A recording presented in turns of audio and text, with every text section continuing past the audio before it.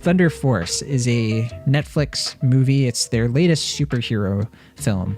Will and I were kind of talking about this off the air. There's been a few Netflix superhero movies, and I don't think any of them have been good. There was Project Power, and you consider Old Guard a superhero movie. I don't. I think Old Guard is good. I think it's like an action, like modern, like realistic fantasy kind of thing. But you have a different take? Okay. Well, I do think it is a superhero movie, if one for adults, but I think it's a extremely mediocre movie and one I've mostly forgotten outside of a few key scenes. But otherwise, yeah, it's not my cup of tea. Could not disagree more. I think it's genuinely really good. I really liked Old Guard, but right. You know, if we were ranking the Netflix superhero movies, it'd be my number one by pretty decent margin. Did you say Project Power would be yours? I mean, by default, I guess. Is this it? Just those three? We might be forgetting a few others. You know, is Hubie Halloween a superhero movie? Who's to say?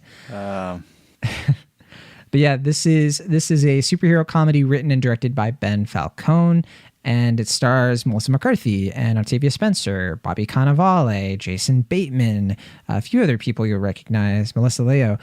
And yeah, this is the latest film from Ben Falcone and Melissa McCarthy. They're, of course, the husband and wife duo behind some other films like Tammy, and it was Identity Thief, one that they did together as well.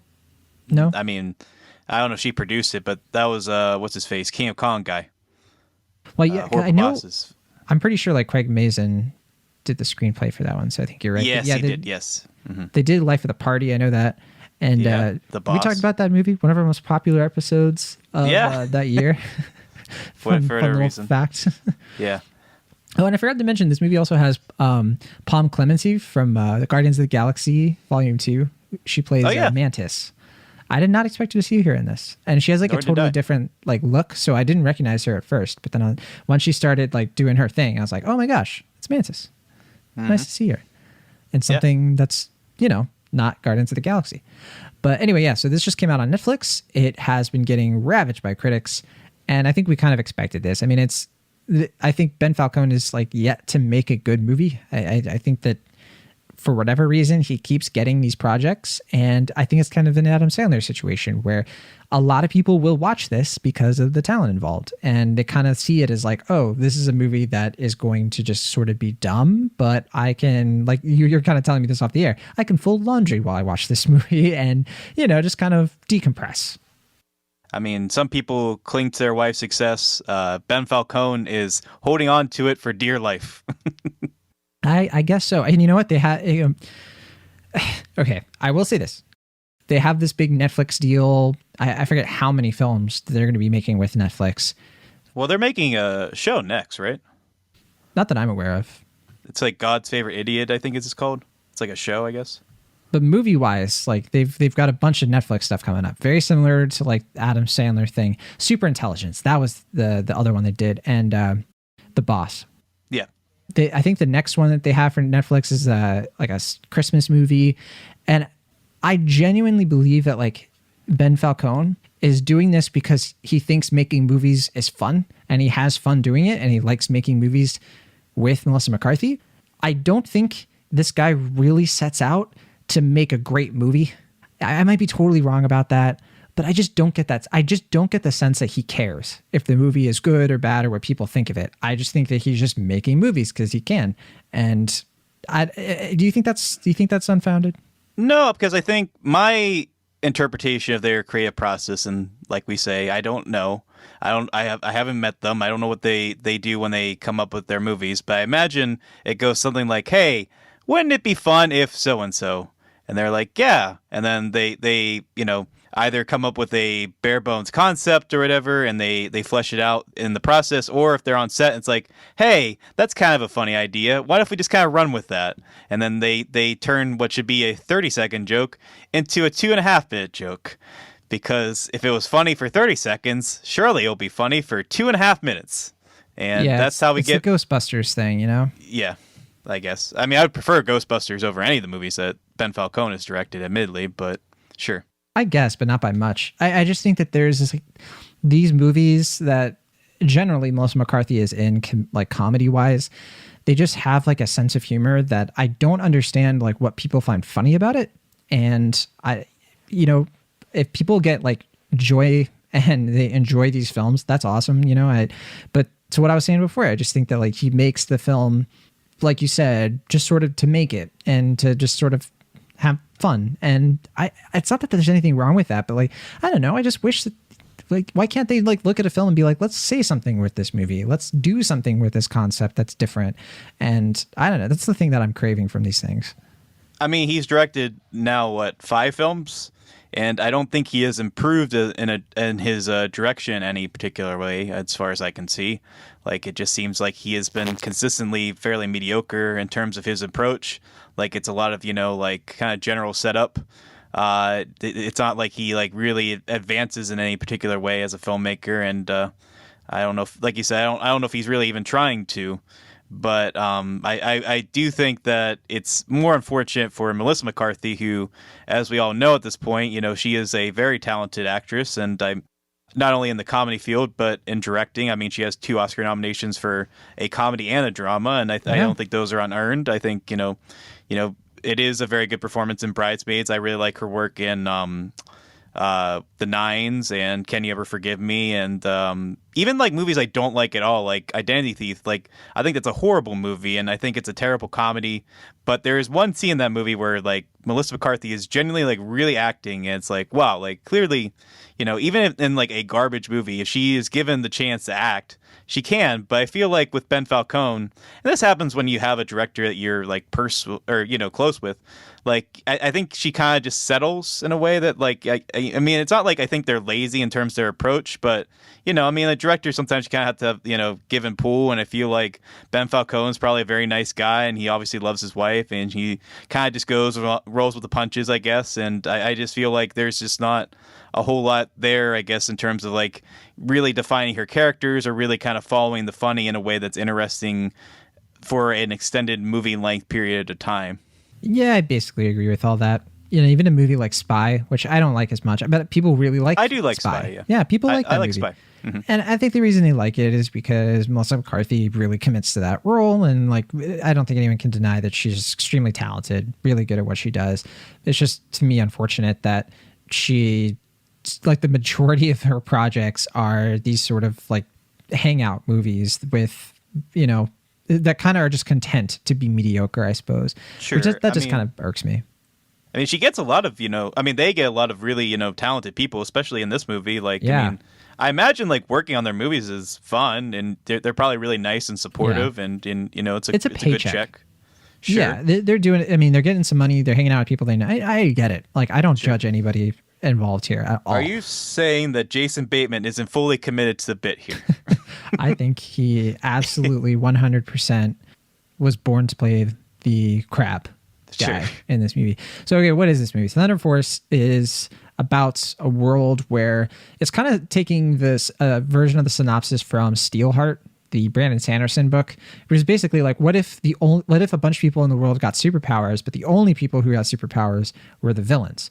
So if you are like sociopathic, you have like no feeling or remorse, you're just evil, pure evil, just because you're evil, then I think it's implied that you will have superpowers, or you're very likely to have superpowers.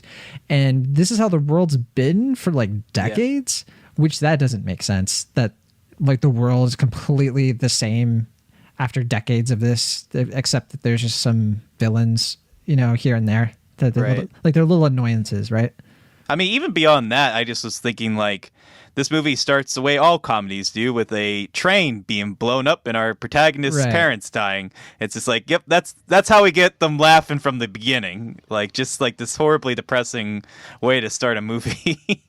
It's very off kilter. I mean, they kick things off by trying to sell to us a world where there are just super villains, but there are no superheroes. And the whole point of this movie is that the two main characters have a reason to sort of fight back against that, but they don't have superpowers, so they have to find a way to get superpowers a different way. And that's mainly through Octavia Spencer, who plays the scientist named Emily Stanton, who is very successful and she's brilliant. And she comes up with a way through a very grueling process to give her former best friend, her estranged best friend, Lydia, played by Melissa McCarthy, the power of super strength, and she herself gets the power of invisibility. And I should say too, this does, like, they don't become the Thunder Force. It's kind of like Fantastic Four. They don't become like the Thing, like the super team, until halfway through the movie, something like that. We don't spend a ton of time with them actually in the world. They spend a lot of time setting it up and putting them through like the training and everything. And that to me is a mistake, because that is the most interesting stuff in this movie, is when they're just hanging out at Thunder Force headquarters, like this like Chicago tech, Elon Musk designed building where they have to like, there's hijinks and, there's like weird implications if you had super strength and how to control it and do all this stuff. And that there's like this whole montage and having to connect with each other because they haven't seen each other in years. And this was the part of the movie where I was like, yeah, okay. Like, there's a concept here. And then they cut to the villains of the movie. And we're talking about this off the air. Like, the villains in this movie, I kind of wish that it was about them. There's like this little cabal led by Bobby Cannavale. And yeah, and Pom Klementieff and Jason Bateman are just kind of like in this like little clique of supervillains. And it's a part of the movie that's absurd and there's no logic to it. And it's just sort of like slapstick, high concept humor. And I was like, this is actually working. Like, this is halfway good. So, but then it cuts to Melissa McCarthy, belly flopping and on the street or something. I guess, yeah. I mean, I was just telling you off the air that I think the villain sequences introduce what I consider the only really funny scene in this film.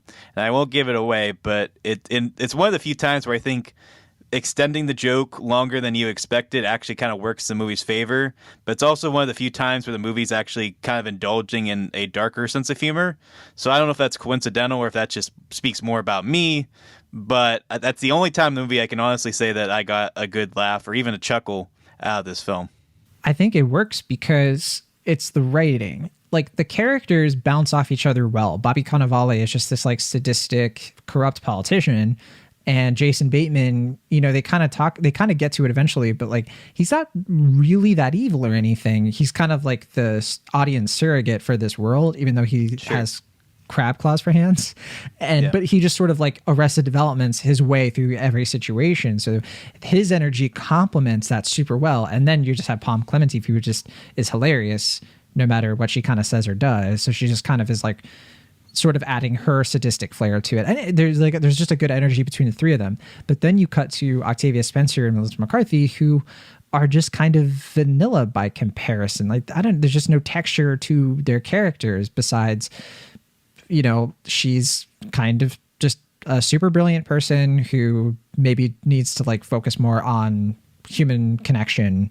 And Melissa McCarthy has to be a little bit more, I don't even know what she learns in this movie, honestly.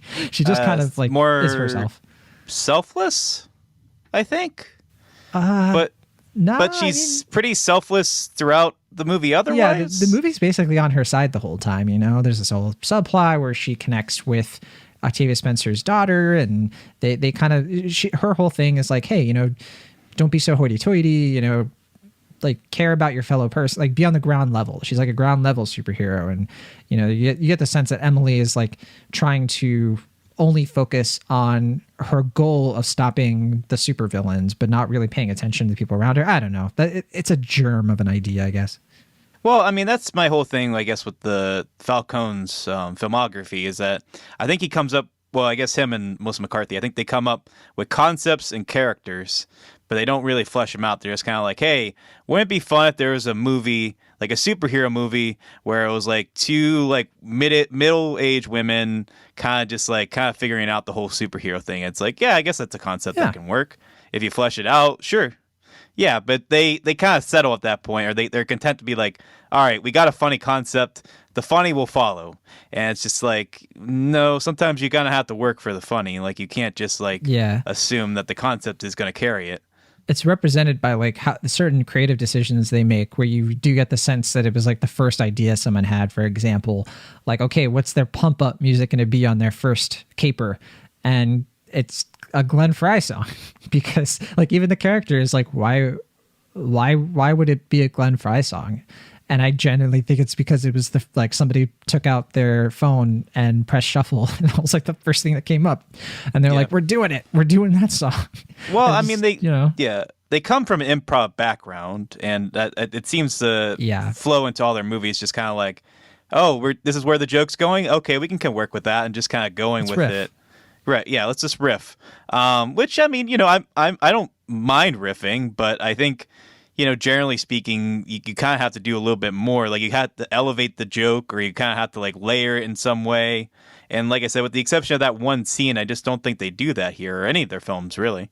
Yeah, it's like weirdly straightforward and just like surface level. Like they're just sort of. That's the thing. There's so many superhero things, so many superhero shows and movies, especially on Netflix and on Disney Plus and all this stuff. So like, how do you set yourself apart?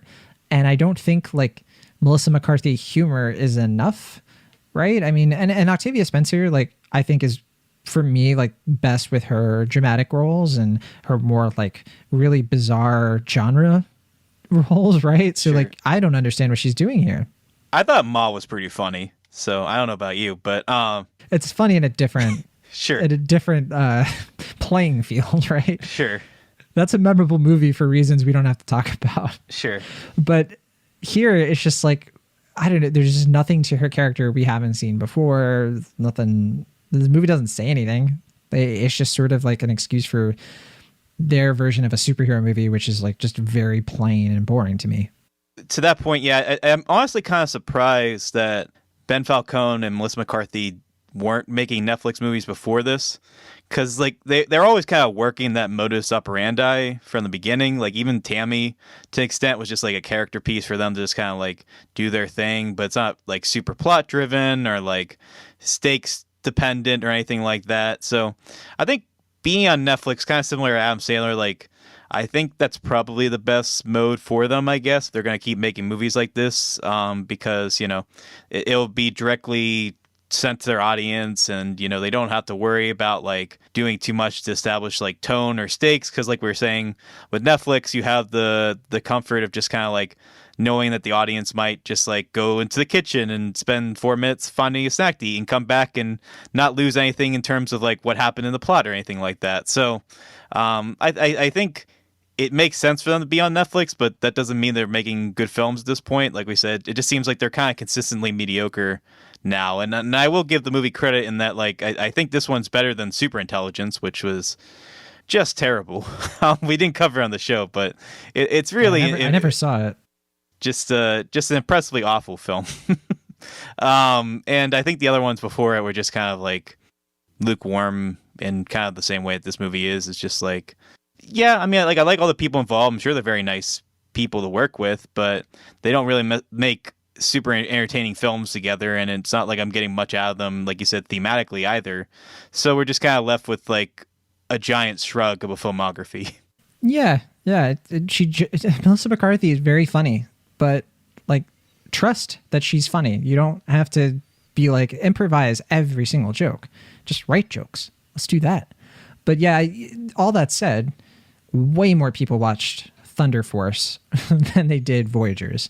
We didn't talk about how much Voyagers made, but that made like a little over $1 million in the box office. And so I looked at the Letterboxd of like, okay, how many people are logging this stuff? And it's not a science, but we can definitely see a disparity. So when I look at the Thunder Force page, 7.6 thousand Letterboxd users logged the film. 615 people hearted it. But then when you look at Voyagers, by comparison, only 931 people saw that, and only 123 people hearted it. And it just speaks to me that like this is the dominant pop culture right now. The Netflix weekly movie that comes out when we don't really have a big Marvel or DC Warner Brothers kind of thing coming out. If Disney's quiet, then the Netflix thing is the thing that kind of just like blows up. And sometimes it overshadows Disney completely, right? So Sure. I guess we just have to accept that. My question for you, Will, is it Netflix? Is it because that they give these directors and these like filmmakers so much carte blanche that they don't have the studio notes? They don't have the like, hey, maybe you should do like this or rein this in. They just say, make whatever the heck you want. We don't have to worry about marketing it. We don't have to worry about, like, people will watch whatever we put on the site. And I think that it's a generally worrisome trend. But what do you think? Yeah, I mean, like you're suggesting, it does kind of encourage a sense of mediocrity in terms of like not really giving a lot of pushback or like offering a lot of, encouragement in terms of like, taking this out or like, or I guess what I'm trying to say is criticism, like kind of like figuring out what's working, what's not working. Yeah, I mean, just kind of like give and pull. Just generally speaking, in an artistic environment, when you have people who are kind of able to helpfully criticize and offer key advice to improve the end product, that generally tends to work out for the better. Not always, but broadly speaking, that tends to work. And with Netflix, it does kind of seem like they're more concerned with the algorithm and the numbers, and just as long as we have something that could be released on this weekend and reach this many people and be number one for these amount of days, it's like you've succeeded in what you're trying to do. You're keeping people subscribed to our service. It doesn't really matter if this is good or even decent. It just has to be kind of watchable in a banal sort of way. And like I said before, I think it's kind of surprising to me that Ben Falcone and Melissa McCarthy weren't already making movies for Netflix, because I feel like they were kind of making Netflix movies already, under the studio system. Ice cold, I mean, but true. Is it really? I mean, like Life of the Party. Like if it came out on Netflix as opposed to theaters, would it be really any different?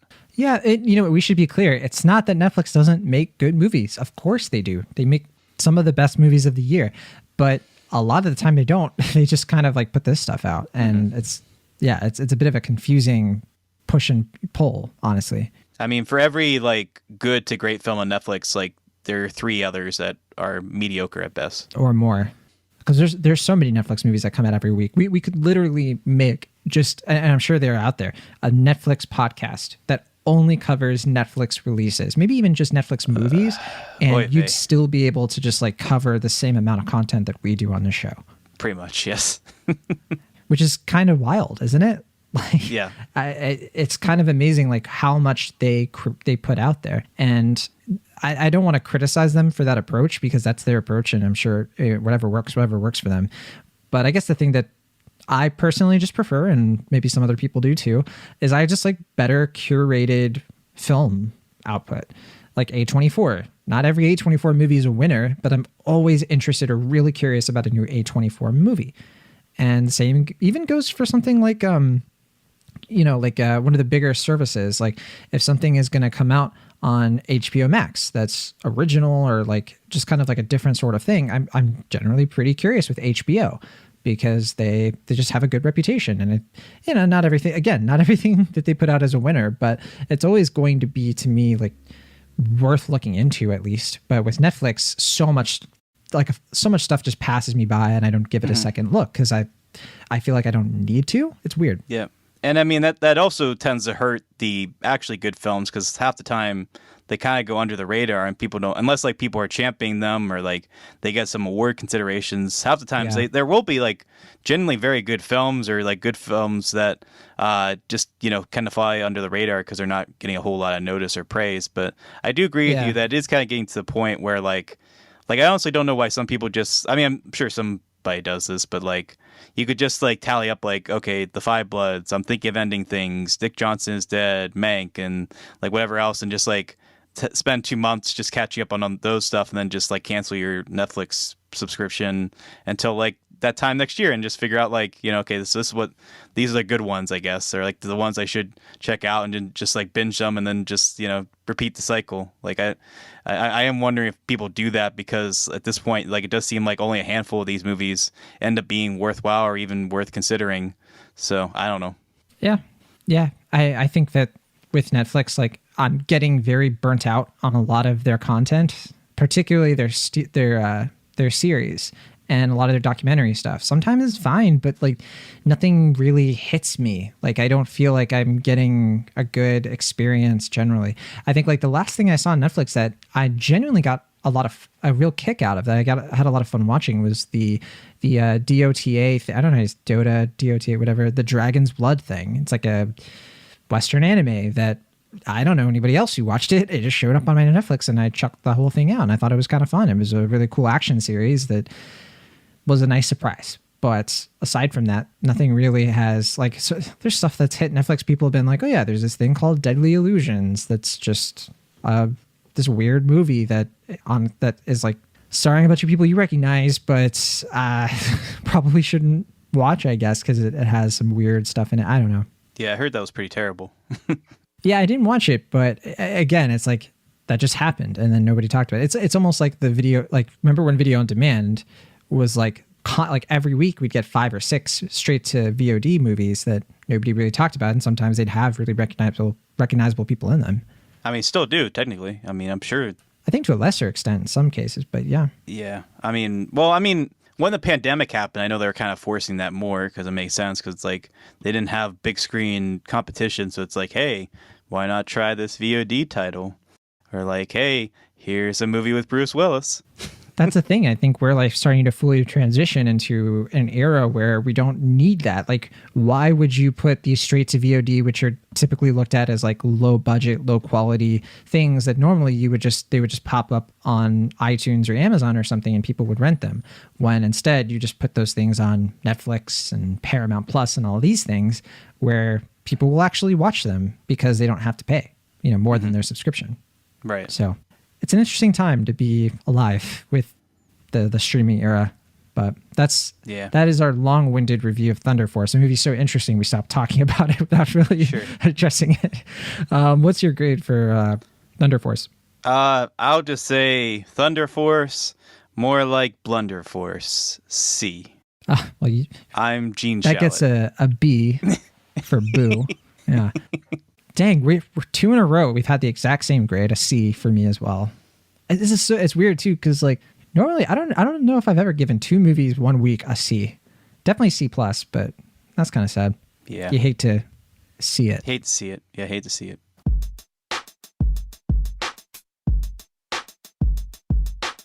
Thank you so much for listening to our show. Be sure to subscribe to Cinemaholics on your favorite podcast app of choice or find us on YouTube. See you all next time.